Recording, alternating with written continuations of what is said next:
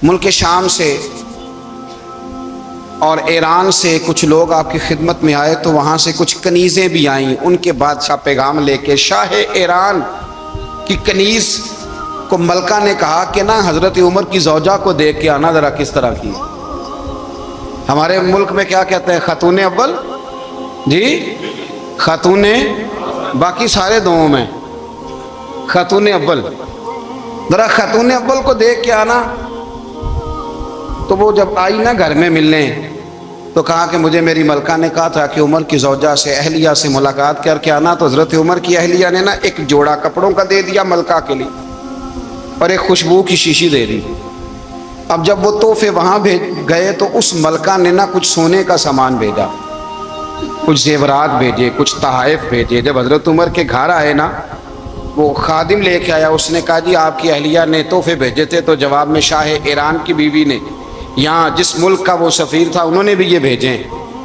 تو حضرت عمر فاروق نا وہ تحفے لے کے گھر گئے تو جا کے کہنے لگے اپنی اہلیہ سے، یہ تو کب سے تحفے تحائف بھیجنے لگ گئی ہے؟ یہ کب سے نظام شروع ہو گیا؟ تو کہ حضور تحفہ دینا لینا تو ٹھیک ہے، سنت ہے، محبت بڑھتی ہے، تو یہ کوئی قباحت نہیں، اور میں نے اپنی ذاتی استعمال کے لیے جو چیزیں رکھی تھی وہ میں نے دی ہیں. تو حضرت عمر فاروق رضی اللہ تعالیٰ عنہ فرمانے لگے ہم نے کسی ملک کے ساتھ اور اس کے بادشاہ کے ساتھ ذاتی تعلق نہیں بنانا، تعلق جو بھی بنے گا رسول اللہ کے دین کی برکت سے بنے گا. ذاتی رشتے نہیں ہم نے قائم کرنے. ذاتی آپ کے ملک کی جو ایئر لائن جس کا ہر سال خسارے کا ڈنڈورا پیٹا جاتا ہے نا، وہ ہمارے بادشاہ صاحب اور صدر صاحب اگر غیر ملکیوں کو گھوڑا کبھی بھیجنا ہو نا، گھوڑا، تو پورا ایک جہاز گھوڑا لے کے تحفے میں جاتا ہے. پورا جہاز غریب قوم کا یہ سرمایہ، اور قوم بڑی بادشاہ ہے، لائنوں میں لگ کے ووٹ دیتی ہے. دو کام ہمیشہ لائن میں لگ کے کرنے، ایک بل لائن میں لگ کے جمع کرانا ہے اور ایک ووٹ لائن میں لگ کے، تاکہ پھر پورے 5 سال لائن میں ہی لگے رہیں. مرضی سے آپ ووٹ دینا، پر جو بات درست ہے اس کو سنو. حضرت عمر فاروق رضی اللہ تعالیٰ عنہ نے اپنی اہلیہ سے پوچھا کتنے کا تھا وہ تیرا جوڑا اور خوشبو کی شیشی؟ انہوں نے کہا 3 دینار کی. فرمایا یہ 3 دینار تیرے، اور باقی جو تحفے آئے ہیں وہ تو خود کہہ، چونکہ اس نے تیرے نام بھیجے ہیں، تو کہہ کہ میں مال غنیمت میں دیتی ہوں، تو کہہ میں مسلمانوں کو کہہ. تو زوجہ ہنس پڑی، کہنے لگی میں نہ بھی کہوں تو مجھے کہنا تو پڑے گا ہی، کہنا تو میں نے ہے ہی، کیونکہ سامنے عمر فاروق ہیں، لہذا فرمایا کہہ دیتی ہوں میں نے دیا خزانے کو. حضرت عمر نے جمع کرا لیا. میں یہ کیا بات ہوئی؟ میرے گھر والے جو مرضی کریں، ان کا معیار زندگی جس طرح کا مرضی ہو. اور حضرت عمر ایک جملہ کہا کرتے تھے، اللہ کرے کہ یہ باتیں اس دور حاضر میں ہماری سمجھ میں آئیں. حضرت عمر فاروق رضی اللہ تعالیٰ عنہ اپنے بچوں کو فرمایا کرتے تھے کہ بہت آدمی کو بھوک لگی ہو نا، اور پھر اس کی پسند کا کھانا پکا ہو، جتنے شوق سے وہ اس کھانے کو دیکھتا ہے نا، فرمایا اس طرح پوری قوم اپنے بادشاہوں کے خاندان کو دیکھتی ہے، اس تیزی کے ساتھ دیکھتے ہیں کہ ان کے گھر میں کیا ہو رہا، ان کا معیار زندگی کیا ہے، ان کا سٹیٹس کیا ہے.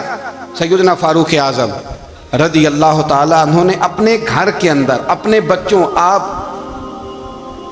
کے بچے دونوں کاروبار کے لیے مصر گئے تو وہاں کے گورنر صاحب نے لوگوں سے، ایک بہت بڑا قافلہ گیا مدینے سے مصر تجارت کے لیے، جاتے ہیں نا آج بھی قافلے کئی ملکوں میں، تو یہ گئے تجارت کے لیے. تو حضرت عبداللہ ابن عمر، حضرت عبید اللہ ابن عمر، حضرت عمر کے دونوں بیٹے گئے. جناب عمر فاروق کے بچے جب وہاں پہنچے تو مصر کے گورنر نے نا لوگوں کو تعارف کرایا کہ یہ عمر فاروق کے بیٹے ہیں. یہ حضرت یہ چودھری کے بیٹے کو کون بتاتا ہے کہ تو چودھری کا بیٹا ہے؟ باہر والے بتاتے ہیں، گھر والے جی.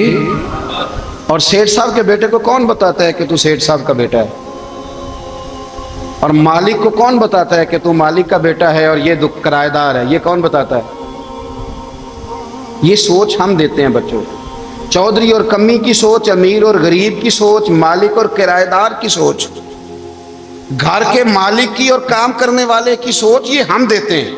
یاد رکھنا یہ ہم دیتے ہیں، یہ ہمارا مزاج ہے، یہ باہر سے نہیں آتی. تو کوئی شہزادہ ہے، تو سیٹھ ہے، تو نواب ہے، یہ سوچ باہر سے نہیں آتی. یہ اماں سوچ دیتی ہے، اماں، یہ ابا سوچ دیتا ہے. اور پھر جب تباہی اترتی ہے تو اس کے ذمہ دار بھی باہر والے نہیں ہوتے، گھر والے ہوتے ہیں، گھر والے. ہمارے بچوں کی طبیعتوں پر زیادہ نقش باہر والوں کا نہیں ہوتا، گھر والوں کا ہوتا ہے. یاد رکھیے گا. حضرت عمر فاروق رضی اللہ، بچے ہیں، شہزادے ہیں، وہ کاروبار کرنے گئے اور وہاں لوگوں نے بتایا گورنر صاحب نے کہ یہ فاروق اعظم کے بچے امیر المومنین کے. لوگوں نے ان سے زیادہ مال خریدا، تجارت میں زیادہ نفع ہوا. ظاہر ہے کہ وہ آپ کے جو اللہ خیر کرے حکمران ہیں، ان کے کاروبار کتنے ملکوں میں ہیں، کس بنیاد پر ہیں؟ وہ صرف اس بنیاد پر کہ وہ حکمران رہے، ان کے لیے آسان تھا بڑے لوگوں سے تعلقات بنانا. حضرت عمر فاروق رضی اللہ تعالیٰ عنہ کے بچے ڈھیروں مال کما کے جب واپس آئے نا، تو حضرت عمر سے آ کے بچوں نے بطور محبت کا، ابا جی اللہ نے بڑا ہی فضل کیا ہے، بڑا مال کمایا الحمدللہ، یہ دیکھیں کتنا نوازا ہے. تو حضرت عمر کہنے لگے سارے قافلے نے اتنا ہی کمایا ہے،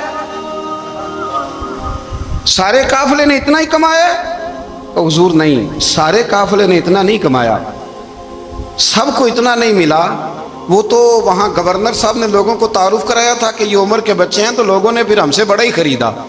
تو حضرت عمر فرمانے لگے ٹھیک ہو گیا، میں بات سمجھ گیا. اس طرح کرو، جو تمہاری اصل زر تھی نا، جو راز تھی، وہ رکھ لو اور باقی سارا مال خزانہ میں جمع کرا دو.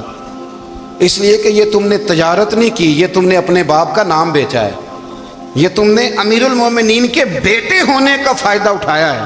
فرمایا یہ تمہارا نہیں حق، یہ مسلمانوں کا ہے.